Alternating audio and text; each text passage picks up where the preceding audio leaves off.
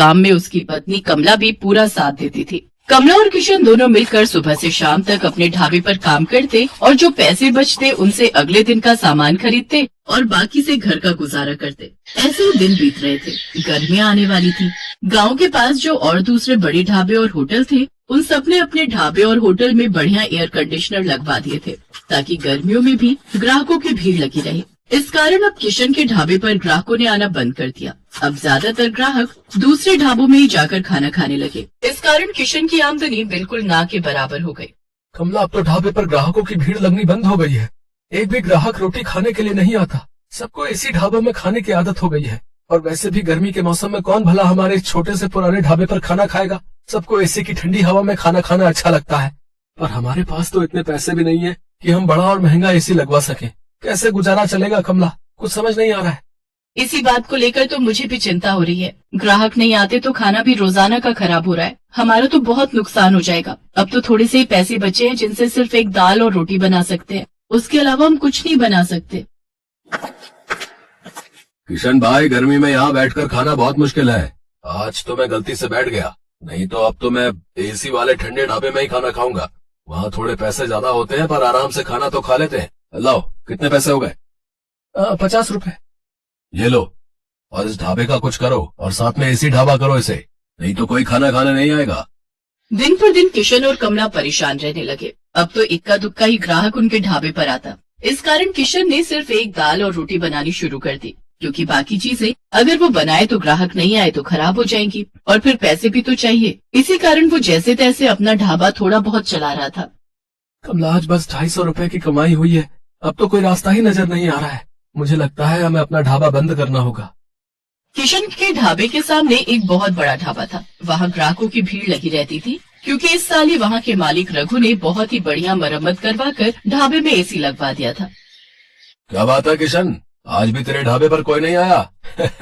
एक काम कर, ढाबे पर ताला लगा दे। अब तेरा ढाबा नहीं चलने वाला। इतनी भारी गर्मी में एसी के बिना कोई खाना खाने नहीं आएगा। और तेरे पास इतने पैसे नहीं है कि तू मेरी तरह इतना महंगा एसी लगवा सके। और मैंने एक नहीं दो एसी लगवाए हैं, तब जाकर अच्छी कमाई हुई है।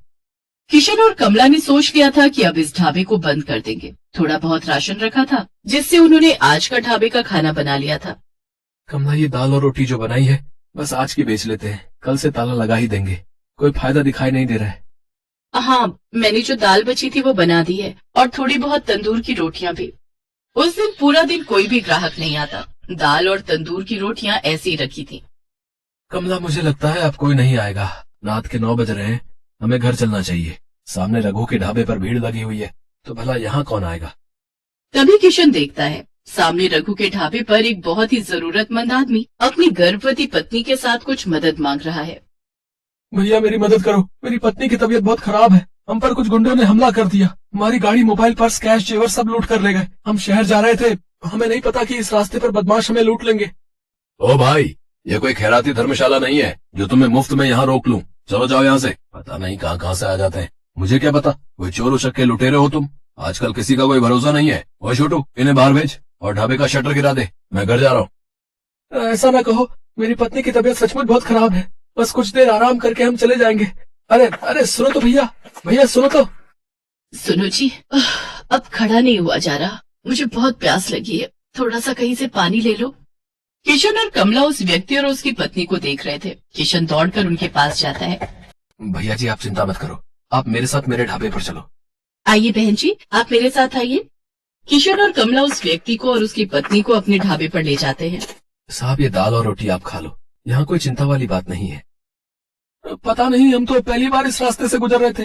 जंगल का रास्ता था और पता ही नहीं चला कि कब इन बदमाशों ने हमारी गाड़ी को रोक लिया। किसी तरह से उनसे रहम की भीख मांगकर मैं अपनी पत्नी को सुरक्षित बचा कर लाया। मुझे धन दौलत की कोई कमी नहीं है। बस मैं तो कुछ देर आराम करने के लिए वहाँ सामने के ढाबे से मदद मांग रहा था, और उन्होंने तो मेरी बात पूरी सुने बिना ही मुझे मना कर दिया। मैं अगर आज कुछ देर वहाँ रुकता तो अगले दिन अपने नौकर के हाथ पैसे भिजवा देता। तुम बहुत भले हो, तुमने भी तो बिना जाने पहचाने आज हमारी मदद कर दी। अच्छा, तो तुम ये ढाबा चलाते हो?